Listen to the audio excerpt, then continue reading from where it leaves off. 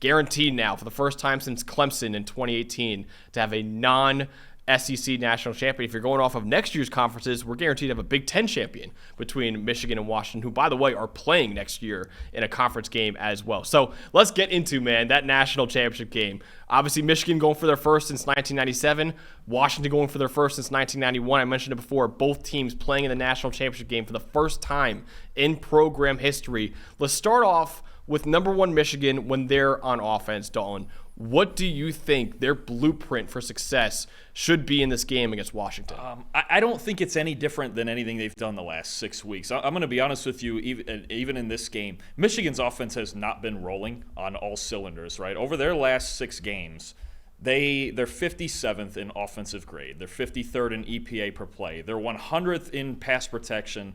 They're 99th in rushing grade. They're 107th in yards per carry. It's become the first 7-8 games of the year.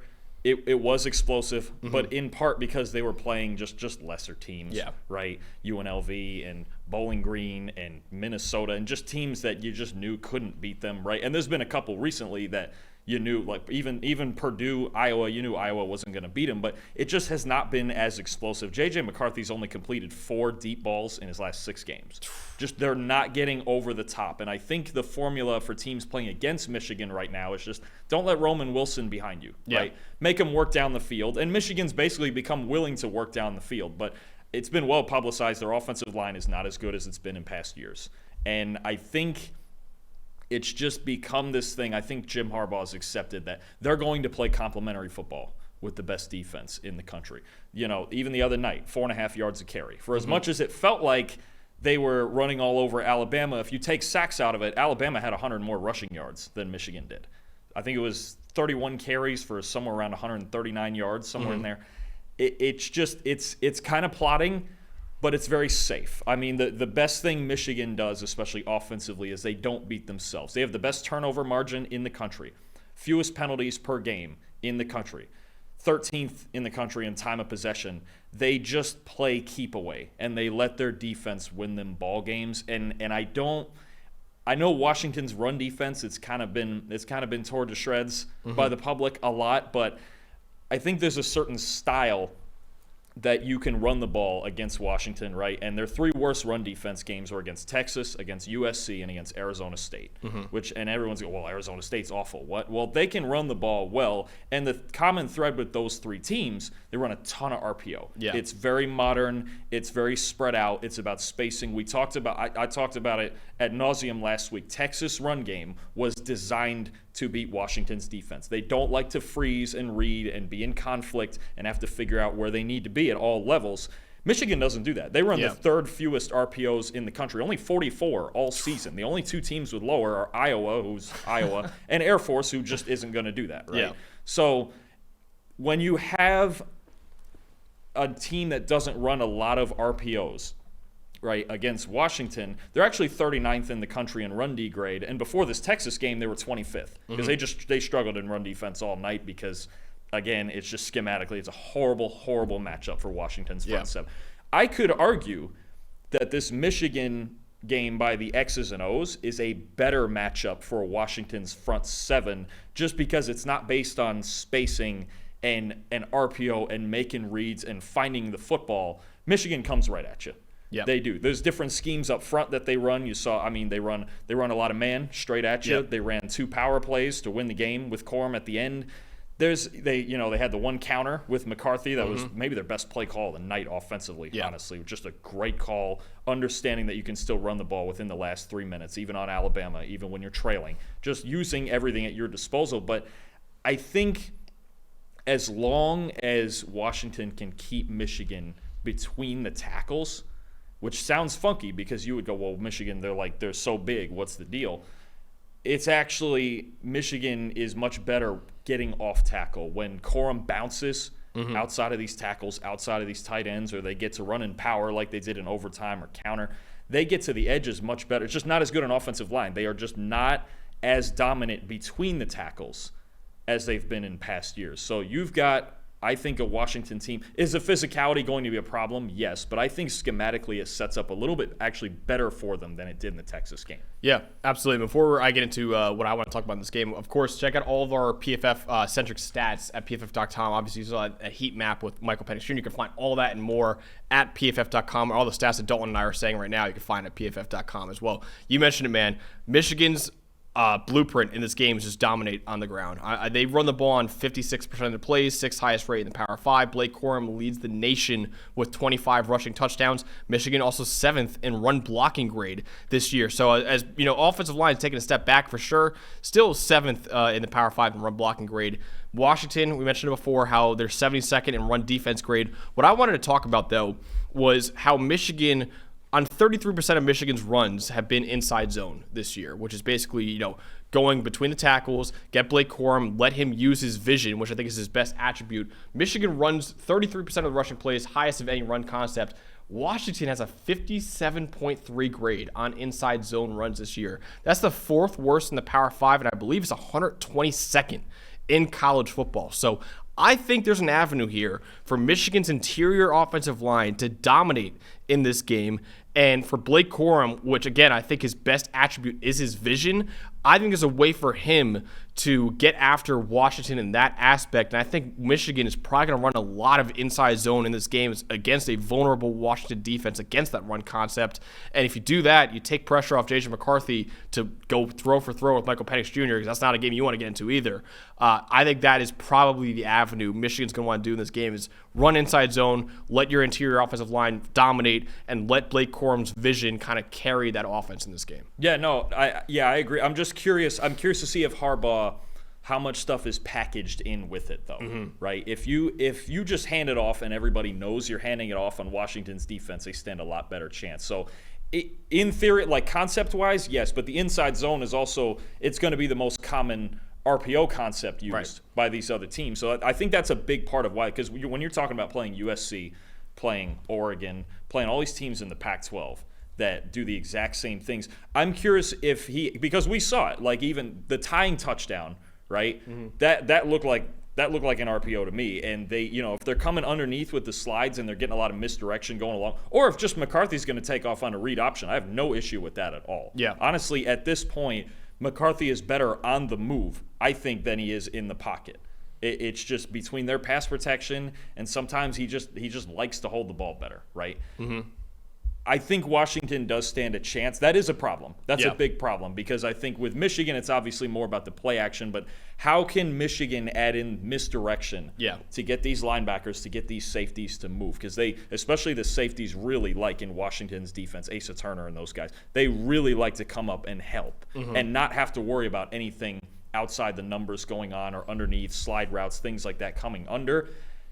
If they just run straight at them, I actually do think Washington stands a chance if there's no other threats. If they're not putting anybody in conflict and they're just relying on overpowering, it's going to look, I think, a lot like Michigan's looked recently, where it's been, look, they're really good at getting 4 or 5 yards. They only had, I believe, 3 explosive runs all night the other night. Yeah. It is plotting a little bit. Now, if they do go in there and it's just read option and they go in there and run them over and they hit 40 minutes time of possession, obviously they're at a big advantage. Because at this point, I'm sure we're about to get into it, keeping Penix off the field might just be the only way to stop him, honestly. It might be. So we talk about Michigan's offense, what they need to do in this game. Let's switch it over to the Washington defense. What do you think their blueprint is to success in this game? They have to win early downs. Okay. I think they have a really underrated coverage unit. They're 15th, so do I. They're 15th in the country in coverage grade. Now, I know there's been a talk they've given up somewhere in the top 20 most yards, but again, look who they're playing. Caleb Williams. They're playing Bo Nix twice. They're playing Texas, who has a high-flying offense. They're playing all those teams. Arizona, I believe they held Arizona to 21 points, right? These are high-flying offenses. These are some of the best offenses. They have played 6 games against teams in the top 17 of offensive grade. Michigan's only played 1, and that was Alabama. So, look, I think it has to be said for Washington, people ripping their defense, the degree of difficulty, honestly, top to bottom, the Pac-12 was the best conference in the country this year.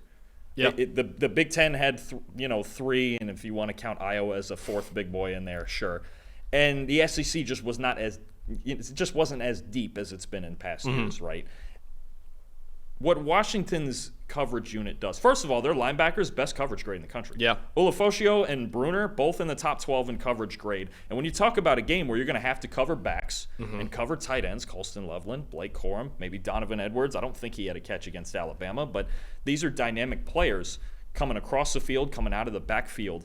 If you don't have these miscommunications like Alabama had, and Washington's linebackers are seeing things clearly, that becomes a big problem because I don't think Michigan wants to throw the ball on the outside too much. They want to, even when they get in their deeper passing game, it's generally more over the middle. McCarthy's got the arm strength. There's an occasional out route. There was a big 12-yard out he hit on a third down, I believe in the third quarter, midway through the third quarter when Alabama had some momentum. He can hit those throws, but that's not their preferred way of doing things, right? Look, Washington, they've got the 11th most interceptions in the country. They have the 12th best coverage grade in single coverage. And they're number 2 in the country, I believe, behind Florida State in forced incompletions. Is it always like the best looking defense? No. But what they are is really, really competitive, and they're ball hawks. And their third down coverage grade, 4th in the country. Yeah. So they show up when it matters if they're put in better situations. Now, if they're in 3rd and 2 all night, they're going to have a huge problem. Yeah. I think early downs and getting it to a point where you can take advantage of your coverage unit and let Braylon Trice rip, leading the country in pressures, 90 pass rush grade, 6 pressures in 4 straight games, okay? Braylon Trice, now we said it last week with Turner and Braswell, right? And Michigan's tackles held up pretty well. I believe they only combined for 5 pressures, and Turner had Alabama's only sack. They only got 1 sack. So we worried about the pass protection this past week, and it held up.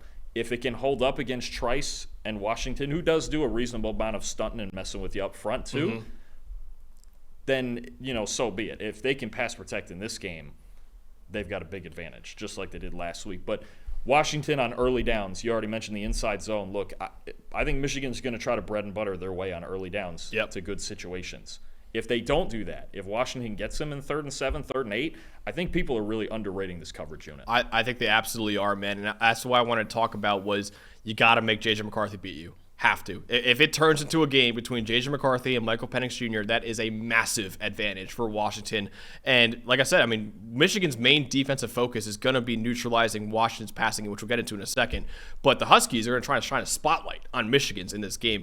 Michigan's obviously biggest offensive strength is their run game, matches up with Washington's biggest weakness we just talked about in their run defense. The Huskies, I think they should commit some heavy boxes in this game to kind of neutralize Blake Corum in that ground game. Then it'll be on J.J. McCarthy to beat them. You see that right there. In his last 5 games, he has a 65.2 passing grade with 3 big-time throws and 6 turnover-worthy plays. Those 5 games, coincidentally, are the only 5 defenses that have a top 25 coverage grade in the country, and Washington is 15th in coverage grade. You see that 56.2 against Penn State, 47.4 against Maryland. His best game was against Ohio State. Still only a 75.2 passing grade in that game, man. So when he's faced those defenses that have a top 25 coverage unit, he's struggled for the most part. And Washington, like you just mentioned, is 15th in that same metric. So I think Washington has the secondary in this game to bother J.J. McCarthy, that if they sell out and stop Blake Corum and stop that offensive line from creating massive holes against them, then if it's J.J. McCarthy against that secondary, I really like Washington's chances in that game. So I think Washington's main defensive focus is make J.J. McCarthy beat you and make him be the best player on the field in that game. Yeah, I agree. And I think, again, the more you can get them into straight drop back situations, right? Yeah. It's just not their forte. I think Michigan is kind of, some of those other teams on that board there, they're kind of everything that Penn State and Iowa want to be. Right now they have just enough in the passing game, right? Some of the numbers are tilted from some early season games, the totals. But again, the last 6 games, it's been conservative. It's convert on 3rd and 4, 3rd and 5 when we need to. Right? There hasn't been a whole lot of drop back. If I'm Michigan, actually, I think the one thing I would like to see, get McCarthy on the move more. Where's some bootleg? Where's some rollouts? Like, I think, again, we talked last week about him rolling to his right. I think that's really the best play on their offense right now, at least in their passing game right now, is get him on the move. I don't know that they use him enough as a dual threat, Max. I think if they just try to drop back, and they rolled him to his right on the first play of the game, and he caught a break that it wasn't an interception. But I like the idea. Now, the decision has to be better, but I do like the idea. Like, let's get him on the move. Let's make him a two-way go. I don't. It's not the drop back game if they fall behind early, which they pretty much never do. Then even getting themselves back in at the end of the game in the fourth quarter, there wasn't a whole lot of drop back in there. It was quick to the flat when there was bus in coverage. The McCarthy design run was big. They still stayed. They had enough time with about 5 minutes left to stay within kind of the foundation of their offense. Yeah.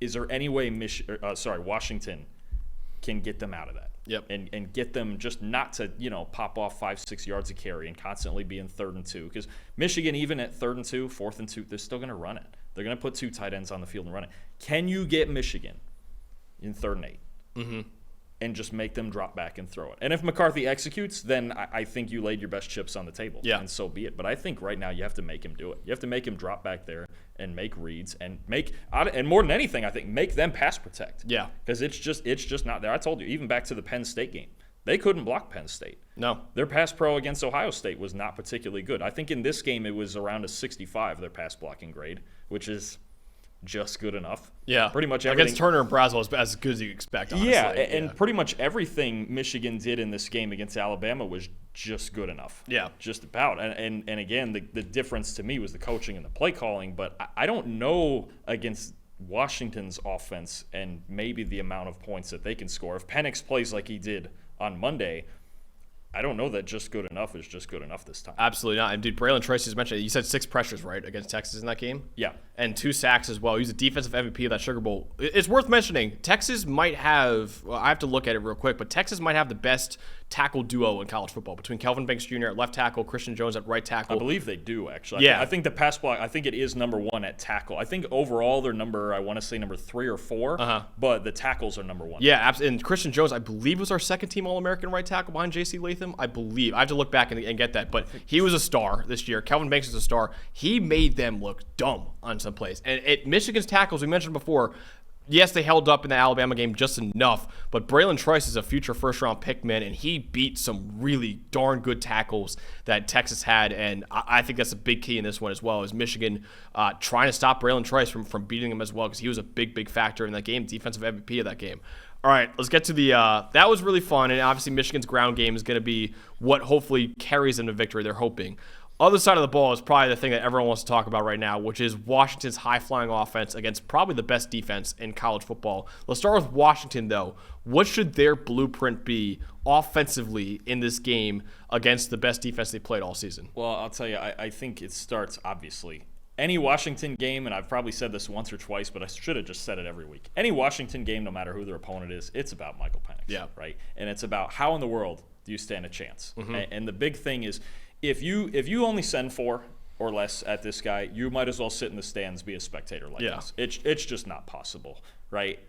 He when he has time is the best quarterback in the country when he has time. Now, Texas came out, they tried to blitz him. They blitzed him 16 times. 11 of 16, 164 yards, 2 big-time throws, 88.2 passing grade, which I think was his second best of the year against a blitz.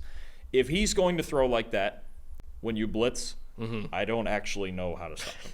That's because that was my answer for probably the last month. As you would ask me, you go, how do you slow down Washington? Go get him. Go get him. Look, I'm expecting more of the same from Michigan. I don't know if it'll be 57% like it was against Alabama, because against Alabama it was working from the first play of the game. Yeah. Now, there are times, though, when Washington, they have more answers for it, because Penix will actually get rid of the ball. Even if that answer is a Rome Odunze jump ball, Alabama didn't have a guy like that. I think something that's getting underrated, the highest graded aspect of Michigan in their last 2 games has actually been the coverage. Okay, once they played Iowa, which is reasonable. And in this game, I think we just saw Alabama's receivers, if you don't make mistakes in the secondary, they only allowed 1 deep ball the whole game, 1 deep completion on a corner route. If you don't make mistakes back there, I told you Milroe has a knack for finding those mistakes, then, just he does not beaten fundamentally sound defenses over the top, and Michigan's as fundamentally sound as it gets. As far as Penix and Washington goes, I think watching more of this tape, what I like the most about their offense, okay, 2 things. 3rd best pass blocking grade in the country against the blitz. So they stand a chance. If Michigan does come out and blitz them like crazy, they're the 3rd best at stopping it. Bama only 48th, okay? Yeah. And they have a knack for just always finding a way to get their guys into single coverage. Even obviously if it's man-to-man, look, if it's man-to-man and Odunze or Polk is solo on the backside somewhere, they're getting a go ball. Yeah. This is not a question. Like, if they go, so many times where you see, like, Tripp's right, out here by himself, Odunze or Polk, and that's just whatever else the play is off. It's just off. Yep. It's back shoulder. It's over the top. We saw it, I think, twice to Odunze against Texas. The one in the fourth quarter was just filthy. Stupid. That wasn't even late hands, dude. Everything it wasn't was even bad coverage. No, it was perfect coverage. And he put the ball in before the corner even had his head turned. Yeah. The number of stupid throws Penix made in that game was ridiculous. But again, single coverage. Okay, Washington's wide receivers for the season. You ready? Second in receiving grade, second in receptions, first in yards, first in touchdowns, first in first downs, first in contested catches, first in explosive plays.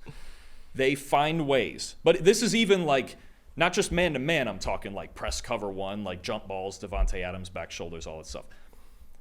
Their play calling, when they even see deep zones, quarters, and things like that, they have such a knack for just – Kalen DeBoer's a genius, man. He is. The way – if they have time, as long as they're protected, and it's good they have a top 5. They won the Joe Moore Award. I mean, my goodness, their pass protection is so good. But – they have a knack for just isolating guys even in zone coverage as long as they have time. Like, if you're a safety and you're playing Washington, it's a nightmare. It's a nightmare because you got one post coming behind you. You got a deep over coming in front of you constantly. They find ways to isolate guys even if teams try to sit back and zone, okay, cool, we'll play too high. We'll just sit here and wait. Like Alabama has a knack for taking advantage of mistakes on the back end. Washington is the master of creating them. There's a difference. Like, or even so then, switch it up. Okay, fine, we'll go single high, right? And it's just like run off 15-yard out. He makes a wide side 15-yard out throw look like nothing. I just the way that they isolate guys and they get them into single coverage. And look, Michigan, this is gonna be the story, especially at corner, right? Michigan in single coverage, 7th best coverage grade, most interceptions in the country, right? 49.5 passer rating when it's single coverage into Michigan's deep. But they haven't seen a unit like this. No. All year. Ohio State's is the closest, but Kyle McCord is nowhere near Penix. That's Syracuse's quarterback you're talking about, by the way. It sure is. So figure it out. Single coverage and under pressure. Figure it out. Better have some pass pro at Syracuse. But yeah, they just – the combination of Grubb and DeBoer calling concepts to get their guys isolated. 3 NFL receivers, by the way. Penix reading it, and then just the timing. It's incredible what they can do when they see the coverage, and he just needs enough time. That's all he needs, and he's going to kill you. Absolutely. I mean, you just mentioned it, man. I mean, that basically was a perfect breakdown because it's just Michael Penix Jr. got to be special again, man. Got to be special again. Michael Penix Jr., there's nothing else to say. He was sensational in that Sugar Bowl, man. 430 yards against Texas, 93.8 passing grade, which is, again, his highest of the season. Eli, if you have that graphic again of the splits of just his deep throws, if you could throw that up again, because, man, it was stupid what he was doing. You see that 2 for 2 outside left, 1 for 3, couple touchdowns in the middle. That one touchdown where he rifled it in between the 2 safeties, dude. Insane. I always knew he had the touch and all that. When he rifled it in, I was like, man, he's got the velocity too to make those throws. He was awesome. I think for some reason in the next 24 hours after the game, I kept hearing this question around places, and it was, did Michael Penix just play himself into the first round? And my that was the week 1 my argument, immediate thought was, where have you been? Where have you been? First of all, he's second in the Heisman. Yeah, that's well deserved, second in the Heisman. Anybody saying now, he should have got over Daniels? No. But where have you been? Yeah, because these throws, he's got 39 big time throws on the year now that leads the country. He's special. You don't look, even the first corner to Polk in the first quarter. That ball, I think it was somewhere around 47 yards to the corner. Yeah. In with maybe a half a step, the corner handoff. It was a handoff. Just special.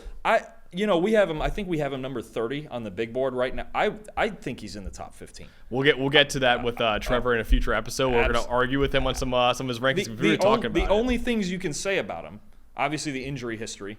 Yeah. But there's nothing in the last 2 years of tape that tells me that's a problem. Yeah, 6-year senior. The mobility isn't Yeah. Jaden Daniels, Caleb Williams, Bowden, whatever. But if you look at even when he was pressured the other day, he's got that feel for the pocket. Yeah. When they talk about something Joe Burrow or like Mahomes inside the pocket, like the feel he has just maneuvering the pocket, it's all you need. It's not a requirement that you have to go out there and do Josh Allen, Lamar Jackson things. I know it's fun now, and I know it's like there's so much out of structure, but out of structure can also just be late in the play within the pocket. See, like Tom Brady ever, right?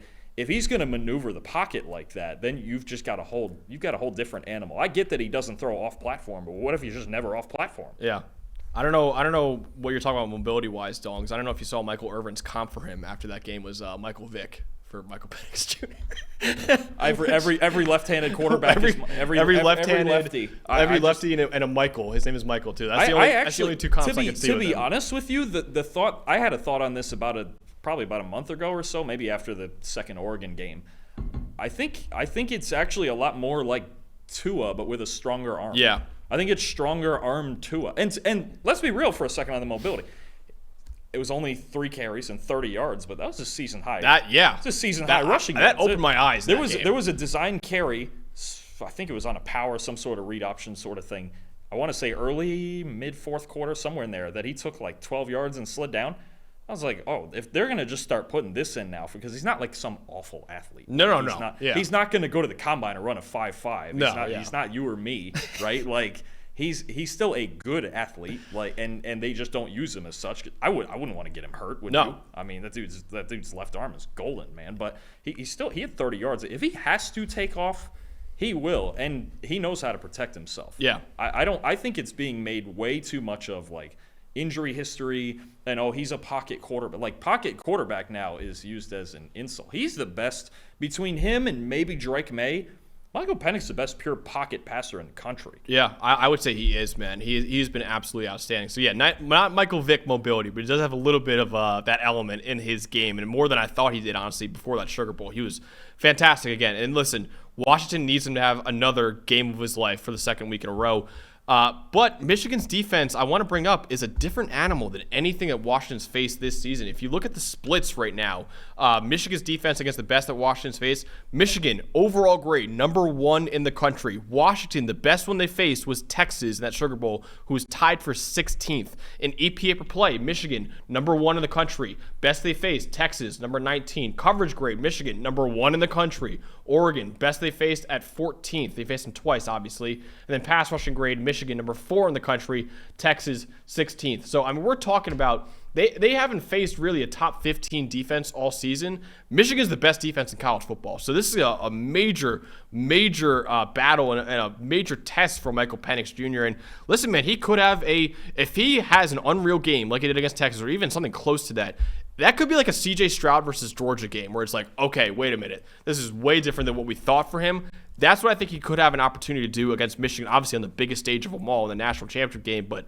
I think if any secondary, maybe besides Alabama, has a chance of covering these receivers and a chance of slowing down Michael Penix Jr., it's probably Michigan. I just mentioned number 1 in coverage grade. Their secondary star-studded, man. You got Will Johnson. We're going to do a all-eligible mock draft, and I think, I don't want to put words in your mouth, but I think Will Johnson for me will be the number 1 corner in that mock draft. I think that guy's special, man. It's going to be close to some other guys, but he might be like a top 10-ish pick in that mock. Kool-Aid still has to be up there. Okay. I mean, all right, we'll argue that. Lights out. We're going to find a couple of guys to argue about, but I think between him and Kool-Aid, they've got to be up there. Right? Yeah, they have to be up there, absolutely. This Michigan team, I think it's the one thing that I sold short when I made my pick last week. These 3 corners they have, all right. Will Johnson, Josh Wallace, Mike Sanderstill. Yeah. There's not a better trio in college football at corner. Sanderstill in the slot is unbelievable all the way around. And Josh Wallace, who transferred from UMass, and he's been great on the outside. He's spectacular. Look, they have the 4th highest graded group of corners in the country.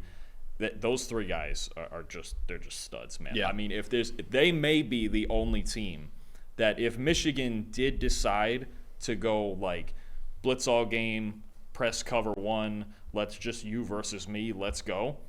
They might be the only team that can do it. And you mentioned about the whole defense overall. It's actually the highest graded defense over the last 4 years. Not just this year. It's the highest graded defense since Ohio State was at Chase Young Chase Young in 2019. So it's And it's like, it's this weird thing too of like, it's not, now Will Johnson's great. Yeah.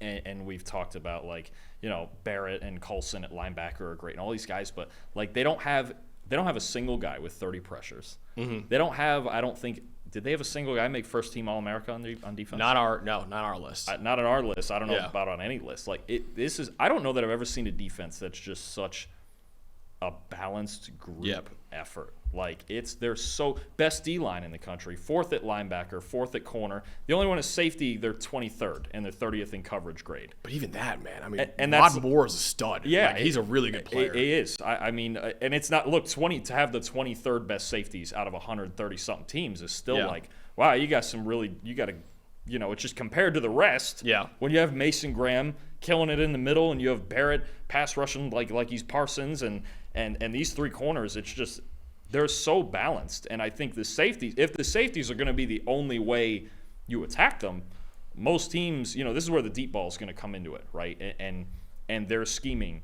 because I think Washington gets on teams' safeties better than any team in the country.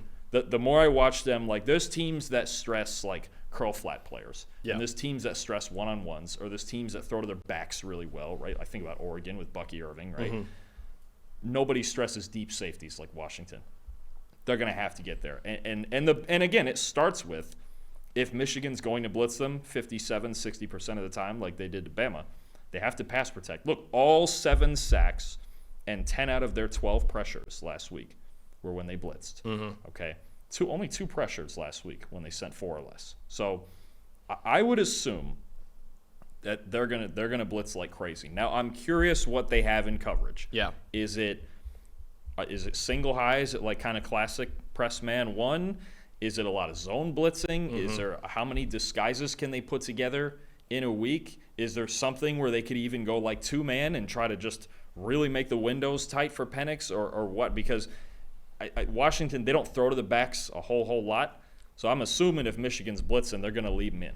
Yeah. Okay, they're going to leave them in protection, and they're just going to make it what it is. How much does Michigan challenge these receivers? And they have the talent to do it. Mm-hmm. Johnson, Wallace, Sandra Still, Moore, the safeties, you know, and even Junior Colson's excellent coverage too, right? They, again, just like last week, I'm curious which answer Michigan goes with. Last week it was, you're going to spy, you're going to blitz. Now it's on the back end.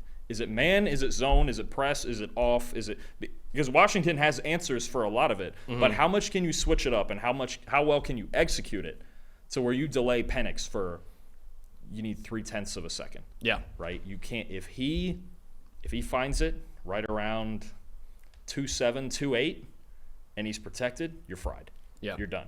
If you can make him hold it for 3.1, 3.2, 3.3, then you can get there. But I think the heavy blitz game plan isn't going anywhere. I don't think it's going anywhere, because I think against Penix for most of the year it has worked, and against Alabama, obviously you saw it. Now Milroe holds the ball longer than anybody, and they don't have quick stuff, and Milroe's not as willing to throw off his back foot as Penix. But that's going to be the key to me, is Michigan, what do they have in the blitz package, and what are they going to respond with in coverage? Or is it just going to be a mix of it? They're going to throw the kitchen sink at them. Yeah.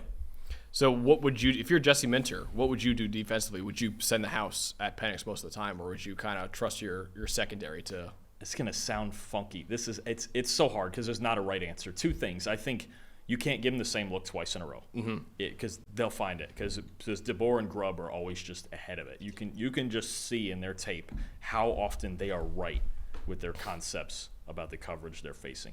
You have to mix it up. You have to find ways to disguise it, make him hold the ball just a tick longer than he wants to.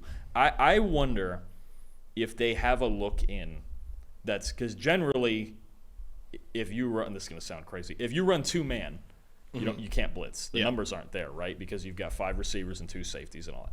I wonder if you don't see teams do this often, if they have like a 5-man rush with 2-man behind it, if that makes sense. Okay. Now, look, that's getting way out of the book, because look, Michigan, they run a lot of 3, they run a lot of 1. It's kind of traditional on defense. They'll rotate safeties a bit, but they don't do like wild stuff. Yeah. The D-line, they do a lot of stunting and freaky stuff up front. That got Alabama's interior bad. The stunts up front were just killing them. It's going to be more about getting to Penix than anything. Because if you don't get to him, you just can't beat him. He doesn't miss, right? But if there's a two-man look, if we see that, Washington's just never going to throw to the backs, right? And you can trail and you can just take away and just make them make as many of those tight throws as possible, then I think you stand a chance. Because throwing the deep ball constantly, it should not be as efficient as did we see 7 for 8 up there. Basically, It's not. That's not supposed to happen. Now, if that's just how good this Washington team is, then they're the best team in the country. Yeah. But I think they have to trust. I would go man coverage, and it sounds wild, but if Will Johnson and Wallace and Sandra Still are that good, then let's see them be that good. And Johnson's a man corner too, man. Yeah. He excels in man coverage. Absolutely. I mean, Will Johnson versus Rome Odunze, you won't get any. Yeah. One way or the other, Washington was going to get a fun secondary to play, and they get Michigan's. And I still think the biggest component is about just how much time he has in the pocket. I would go man to man if I was Michigan. Let's go. Let's compete. I'm not letting them sit back there and make reads and find windows and again, I think their scheme is better than any team in the country when they see zone coverage of still finding ways to craft one-on-one matchups. Yeah. Right? Especially, Max, I'm telling you, if you give them enough time and they get on their safeties, even Michigan, it's rough. They're going to get burned. It's over. They're going to get burned. It absolutely is. And we mentioned, man, Penix, 430 yards, highest passing grade of his career. Highest graded receiving core in the country with 3. One of them is going to be a top 10 pick in Rome Odunze. The other 2 right now we have as day 2 projected picks in Jalen Polk and Jalen McMillan. It's really a matter of when, not if, he'll find them with a perfectly placed moon ball, unless you don't give him time to throw that ball to begin with. And I think that is exactly what Michigan's strategy was in the Rose Bowl, because Jalen Moreau, listen, he's not probably as accurate as Michael Penix Jr., but man, he throws that deep ball as well as almost anyone in college football, and he throws it a lot as well. And Michigan knew that. They said, hey, man, we lose if Jalen Moreau is just uncorking that thing downfield. So they didn't let him do it. They again, blitzed him on 57.1% of his dropbacks. Before that game, Michigan's blitz rate was just 42.8%. So they blitzed at a way higher rate than they usually do. Milroe, season high, 7 sacks. And he only attempted 3 passes of 20-plus yards, which was his second fewest total of the season. And I believe the other one was against Mississippi State, and I believe he was taken out early in that game. So it's almost his fewest of the season because he played the whole game. So Jalen Moreau was not able to do that because of the blitzes and because they got him so many times.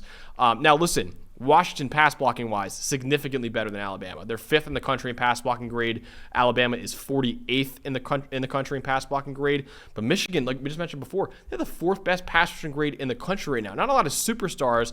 Mason Graham is a guy that I really love at D tackle, and I think I don't know if he'll sneak into that first round all eligible mock draft, but he has been phenomenal in his true freshman and now his true sophomore year.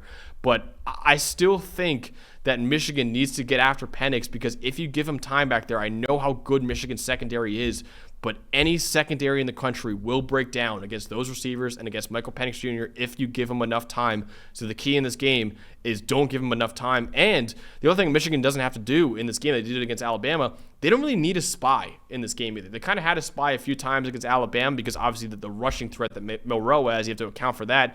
Penix does have underrated mobility, but I don't think you need to send a spy after Michael Penix Jr. for that. So that frees up another defender that you could have in coverage or as a pass rusher. So I think Michigan's defense, if you get after Michael Penix Jr., that is the way for you to win this game. I don't think you want to be relying on your secondary to cover those receivers and to cover Michael Penix Jr. throwing a perfectly placed deep ball. And when you have a guy who's less mobile, I think if you're going to go man coverage, you're at a little more of an advantage. Right. It's so hard to go man coverage against, unless the blitz does get home, it's so hard to go man coverage against a guy like Milroe. Because your backs are turned and he can just go. You can't see him. Yeah. Right. You can't see him. If the blitzes weren't getting home, Alabama might have beat him by a lot because he'll just take off running and do all that. Quarterback run against man coverage is a nightmare, right? But Penix isn't a big threat with that, even though he just set his season high. It was only 30 yards, right? I think they could do it. I think they can try to go man coverage early. I think to offset what you want to do, if you marry the blitz with throwing off the timing, right, of the receivers, and even timing on deep balls. It's still, people think it's just this guy's fast and this guy's got a cannon and we can just rip it. There's timing on deep balls too. Everything. Absolutely. Just right when a safety makes a false step, right when a corner has. I mean, we saw again. We mentioned that the go ball to Odunze in the fourth quarter. The time, everything, ball placement, all that stuff, the route, but the timing on that. To time that just right so where the corner doesn't have his head turned, that's crazy. I mean, the number of reps that takes and just the precision that takes. But I think press coverage might be an answer for me. Just to throw it off just a little and make the window a little tighter and make the throw come just, if the blitz gets home a little sooner than he wants. It's these little marginal things that you have to find against because you don't stop Penix. He's not going to come out here and go 15 of 40 for 120 yards and whatever else Drew Aller's stat line was against Michigan. But come on. I had to do it. But he's not going to do that. Yeah. You have to contain him. The teams that have all these teams in these close games, a lot of them that have stood a chance against Penix. There was a lot of grades like in the high 70s or like right around 80, right? You just can't let him go crazy like Texas did. Let's just be real. He finds a way to put up another 93 passing grade, Washington's going to win. And you just have to set that off just a little bit between getting to him and I think jamming the receivers and the timing. If I'm Michigan, I'm one of maybe only 2 or 3 teams in the country that could challenge them. I would do it.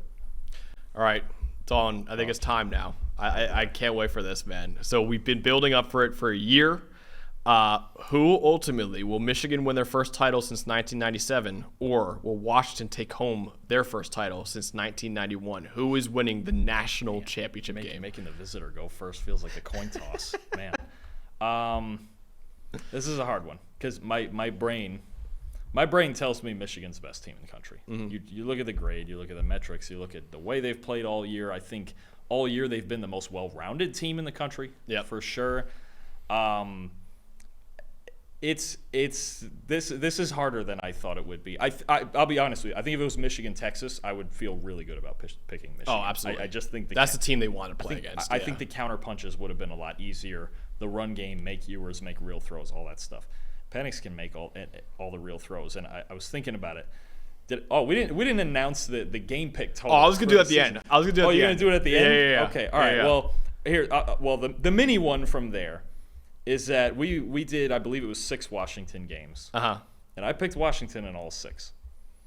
And I came to a point where, like in the Oregon State game, where for whatever reason they were underdogs. I have no idea. The second Oregon game, when they were 10-point underdogs, and I didn't understand it at all. And then in this game, in the Texas game, they were underdogs, and I really didn't understand that at all. Vegas does not know what the hell Washington is, man. I don't understand. When the way that I've heard Penix talked about in the last couple of days, did he just sneak himself into the first? Where have you been? For 2 years, where have you been? I don't for 2 years, especially for the 2. Just watch the 3 Oregon games. Can I flex a little bit right now? Absolutely. I put the way too early mock draft out for PFF after the 2023 draft. So I was able to write that one, which is really fun. I'm hoping we could do it again this year.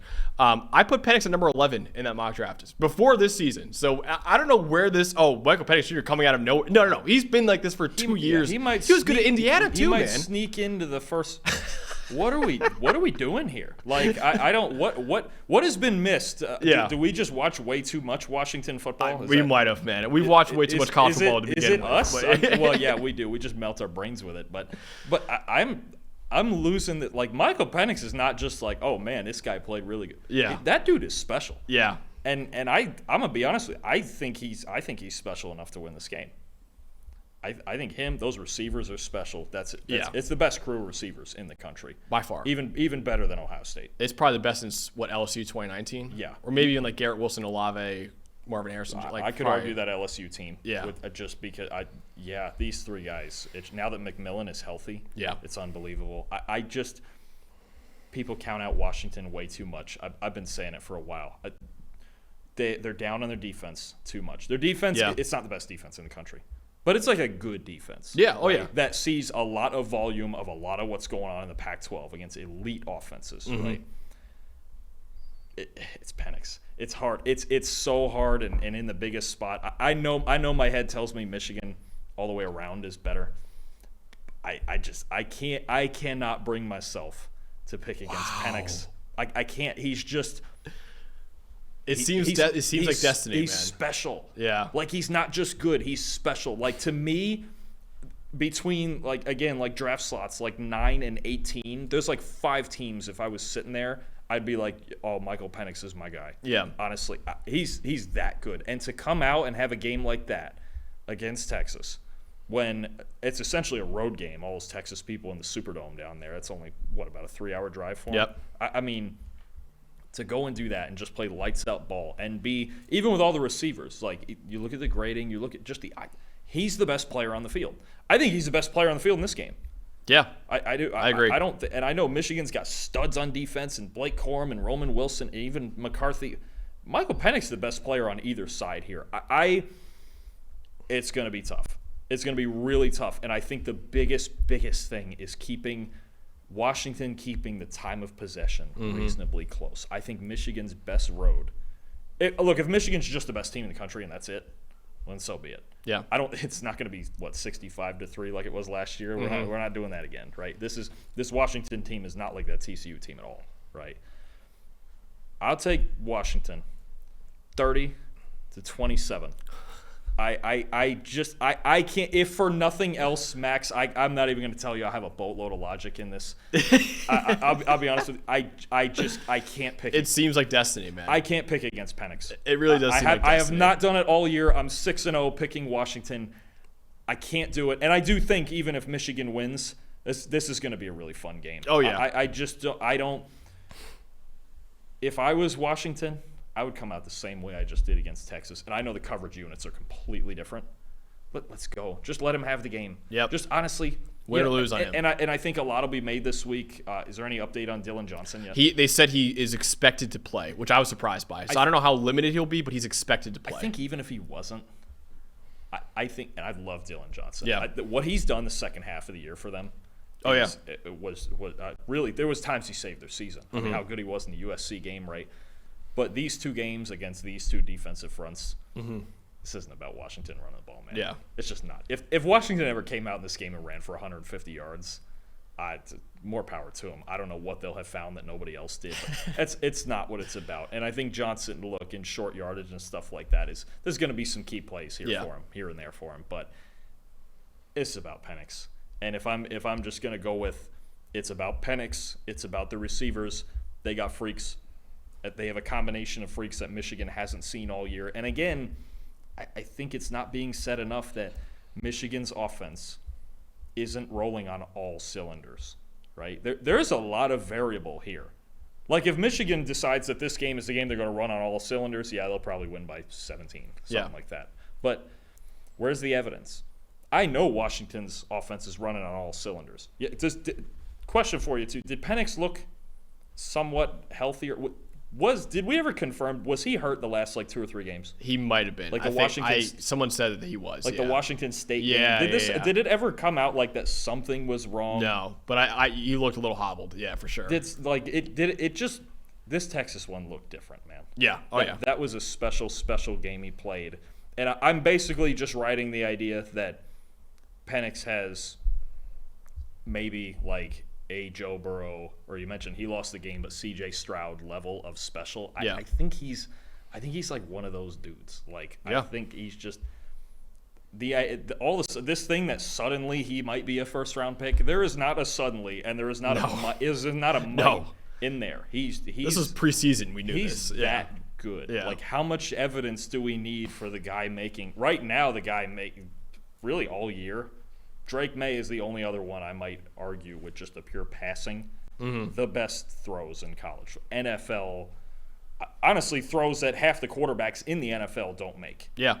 Seriously. So and we saw it last year. I'm gonna take Penix. I've been riding it all year. I couldn't live with myself now if I'm 6-0 picking him. Yeah. And being 6-1, I'm not gonna do it. So Washington 30-27. I have the same exact score as you, which is crazy. That's why I was laughing earlier. 30-27 is my final score. Listen, preseason, we knew Michael Penix Jr. was going to be a first-round pick. So that's this whole Michael Penix Jr. coming out of nowhere. We knew this preseason. We knew this last year. I used to host an NFL draft show with my friends, and I loved him at Indiana in the 2021 draft when he was eligible. I liked his tape a lot. I've told you before. I saw the tape. I saw some tape of him coming out of high school in Tampa. Yeah, you were on him in high school. Honestly, I was like, where is he going? And actually, when I first heard of Indiana, I was like, yeah, Indiana. It's Indiana. That's where this road's gonna end, and obviously not. But I remember seeing some high school tape of him in Tampa at Tampa Bay Tech, and I was just like, that. Wow, that's okay. He was the number 43 quarterback coming out of high school. That was the year of Trevor Lawrence and Justin Fields in that class too. So he was that class. 17, 16? 18. Yeah, so he's a year younger than me in terms of high school class in that. So, he's been a stud all year. We knew that preseason. The other thing I knew preseason, Dalton, was that Michigan was going to win the national championship. I picked them to win the preseason, and I'm not going against it right now. Michigan is winning the national championship 30-27, same exact score as you. I can't believe not planned. No, we didn't. I didn't know anything. There's we talk about a lot, but we don't talk about the predictions before. I had no idea that was coming. So I think you knew that I was going to go Michigan. You've got some psychic something going on right now. Dude, that's why I laughed when you said 30-27. I was like, that's exactly what I did too. Okay. All right. 30-27. I think they're going to get pressure on Michael Penix Jr. like they did with Jalen Monroe. I don't think it'll be that extreme, but I do think they'll do that. If you do that and you don't let him get the deep ball going, that's the way to win. And on offense, man, I really like that matchup for them on the ground with that offensive line, with Blake Corum inside zone. Let him use his vision against a vulnerable team, a very, very vulnerable team. In fact, one of the worst in the country at defending inside zone runs. That's the key. And I think J.J. McCarthy will make a few throws and he'll make a couple big-time plays when they need it. But I think Blake Corum and I think that front seven for Michigan, that's the key in this game. And that secondary is going to hold up a lot better than Texas did. Texas had the front seven to cause Washington problems. The problem was the secondary was just getting torched back there. Michigan's won't get torched. So I said it before. I'm taking them preseason to win the national championship. I'm taking them now to win the national championship 30-27.